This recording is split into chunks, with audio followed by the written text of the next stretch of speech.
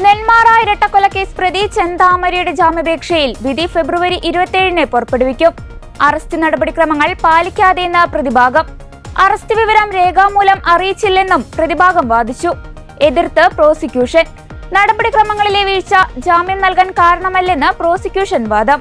ജനുവരി 28-നാണ് ചെന്താമര പിടിയിലായത്. 29-ന് പ്രതിയെ റിമാൻഡ് ചെയ്തിരുന്നു.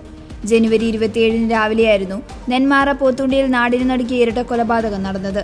പോത്തുണ്ടി സ്വദേശികളായ സുധാകരൻ, അമ്മ മീനാക്ഷി എന്നിവരാണ് കൊല്ലപ്പെട്ടത്. അക്രമി ചെന്താമര വീടിന് മുന്നിലിട്ടാണ് ഇരുവരെയും കൊലപ്പെടുത്തിയത്. സുധാകരനെ ആക്രമിക്കുന്ന ശബ്ദം കേട്ട് ഓടിവന്ന ലക്ഷ്മിയെയും വെട്ടുകയായിരുന്നു. സുധാകരൻ സംഭവ സ്ഥലത്തും ലക്ഷ്മി സ്വകാര്യ ആശുപത്രിയിലുമാണ് മരിച്ചത്.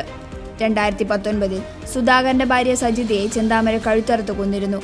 ചെന്താമരയുടെ ഭാര്യയും മക്കളും ഇയാളുമായി അകന്നു കഴിയുകയാണ്. അതിനു കാരണം സജിതയും സുധാകരനും ലക്ഷ്മിയുമാണെന്ന് ആരോപിച്ചായിരുന്നു സജിതയെ കൊലപ്പെടുത്തിയത്.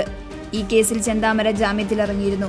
നെന്മാറ പഞ്ചായത്തിൽ കടക്കരുതെന്ന ഉപാധിയിലായിരുന്നു ജാമ്യം. ഇത് ലംഘിച്ചാണ് പ്രതി നെന്മാറ പഞ്ചായത്തിലുള്ള സ്വന്തം വീട്ടിൽ താമസിച്ചത്.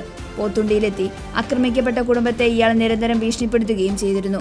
ഇതിനെതിരെ സുധാകരനും മകൾ അഖിലയും പോലീസിൽ പരാതി നൽകി. ഇനി പ്രശ്നമൊന്നും ഉണ്ടാക്കില്ലെന്നും തമിഴ്നാട് തിരുപ്പൂരിൽ പോകുമെന്നും ചെന്താമര പോലീസിനോട് പറഞ്ഞു. തിരുപ്പൂരിൽ പോയ ചെന്താമര ദിവസങ്ങൾക്ക് ശേഷം നാട്ടിൽ തിരിച്ചെത്തുകയായിരുന്നു.